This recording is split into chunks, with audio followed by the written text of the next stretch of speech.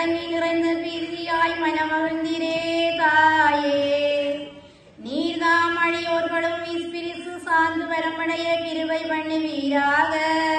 மங்களம் மங்களம் பிரியவரசால் பூரணியே வாழ்க. கர்த்தருடனே பெண்களுக்குள் ஆசி பெற்றவர் நீரே. உம்முடைய திருவயிற்றின் கனியாகிய இயேசுவும் ஆசி பெற்றவரே.